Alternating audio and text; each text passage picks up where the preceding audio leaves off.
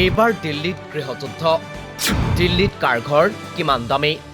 কেজৰিৱালৰ নে নৰেন্দ্ৰ মোদীৰ শেহতীয়াকৈ দিল্লীত নিৰ্বাচনী প্ৰচাৰ আৰম্ভ কৰিছিল প্ৰধানমন্ত্ৰী নৰেন্দ্ৰ মোদীয়ে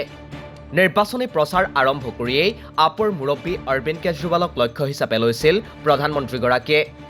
নৰেন্দ্ৰ মোদীয়ে কৈছিল তেওঁ 4 কোটি গৃহহীনক ঘৰ দিছে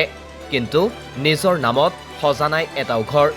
কিন্তু তাৰ বিপৰীতে কেজৰিৱালে মুখ্যমন্ত্ৰী হৈ নিজৰ বাবে সাজি লৈছে আইনাৰ মহল কিন্তু সঁচাকৈ নিজৰ নামত এটা ঘৰো সাজিব নোৱাৰিলেনে প্ৰধানমন্ত্ৰী মোদীয়ে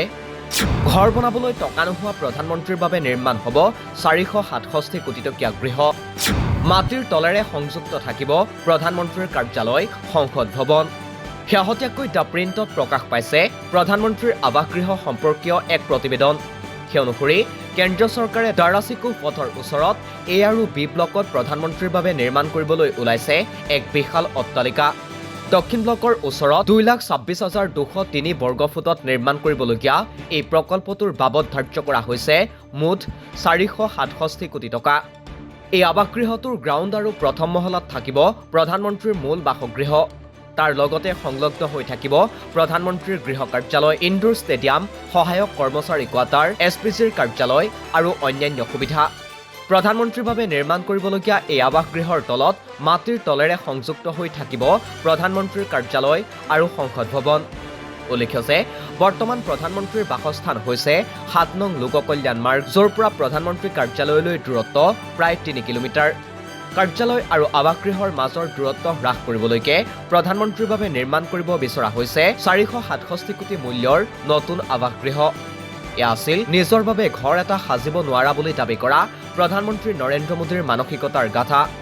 প্ৰধানমন্ত্ৰী নৰেন্দ্ৰ মোদীৰ এই মন্তব্যৰ আঁত ধৰি কঠোৰ সমালোচনা কৰিছিল আপৰ মুৰব্বী অৰবিন্দ কেজৰিৱালে যাৰ পৰিপ্ৰেক্ষিতত কেজৰিৱালৰ বাসগৃহৰ ক্ষেত্ৰতো উত্থাপন হয় প্ৰশ্ন প্ৰধানমন্ত্ৰীক সমালোচনা কৰা কেজৰিৱালৰ ঘৰ মেৰামতিৰ নামত ব্যয় 33 কোটি টকা দ্য ইণ্ডিয়ান এক্সপ্ৰেছত প্ৰকাশিত এক বাতৰি অনুসৰি অৰবিন্দ কেজৰিৱালৰ বাসগৃহ মেৰামতিৰ নামত ব্যয় কৰিছিল 33 কোটি টকা যি ধনৰ নিৰ্ধাৰিত পৰিমাণতকৈ আছিল 3 গুণ বেছি আনকি নিৰ্মাণ কাৰ্য চলি থকাৰ সময়তে বাসগৃহৰ আকাৰ 1397 বৰ্গমিটাৰৰ পৰা 1905 বৰ্গমিটাৰলৈ বৃদ্ধি কৰিছিল অৰবিন্দ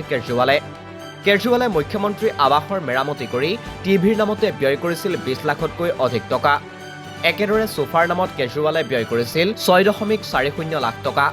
পাকঘৰৰ সামগ্ৰীৰ নামত ব্যয় হৈছিল 39 লাখ টকা জিমৰ সামগ্ৰীৰ নামত ব্যয় হৈছিল 18.5 লাখ টকা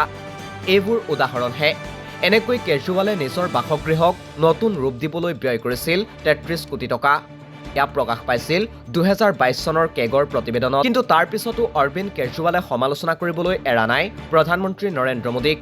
এফালে অৰবিন্দ কেজৰিৱালক সমালোচনা কৰি নৰেন্দ্ৰ মোদীয়ে নিজৰ বাবে সাজি উলিয়াব বিচাৰিছে 467 কোটিৰ বাসগৃহ